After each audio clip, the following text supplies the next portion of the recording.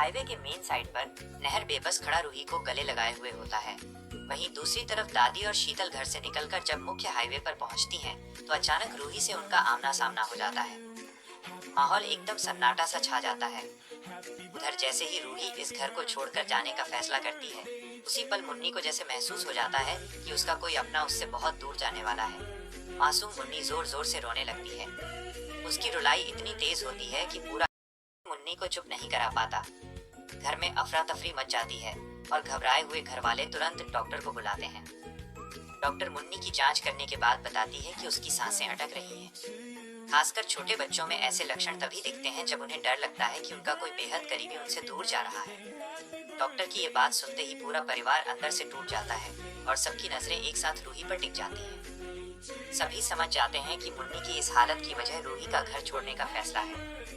Doctor जैसे ही जाने लगती है, तभी रूही आगे बढ़कर मुन्नी को अपनी गोद में उठा लेती है और तभी एक चमत्कार सा हो जाता है। रूही की गोद में आते ही मुन्नी बिल्कुल शांत हो जाती है।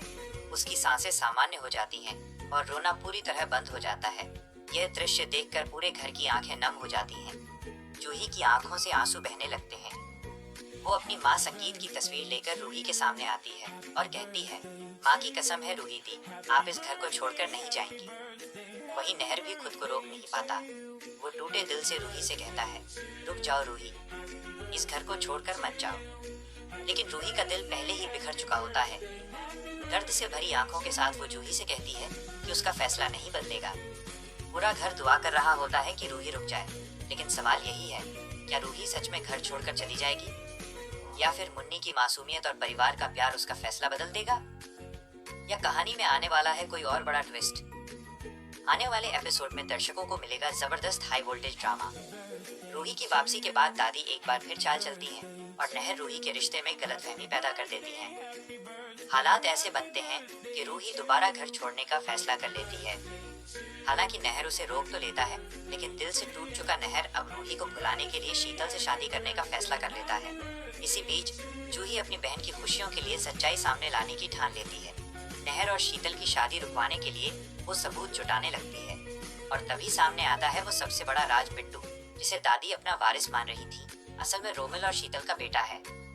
ये बच्चा गोइका खानदान का नहीं, बल्कि एक छुपा हुआ सच है। जब ये वीडियो सबके सामने आता है तो दादी के पैरों तले जमीन खिसक जाती है। गुस्से में आकर दादी रोमिल और शीतल को घर से बाहर निकाल देती है। पूरे परिवार के सामने उनका सच उजागर हो जाता है। इधर नहर और रूही के बीच की सारी गलतफहमियां दूर हो जाती हैं।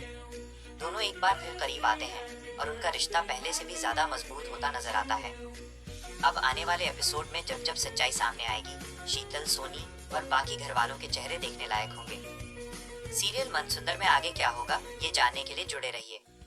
क्या आप चाहते हैं कि मैं इस कहानी के अगले हिस्से का कोई खास दृश्य विस्तार से लिखूं?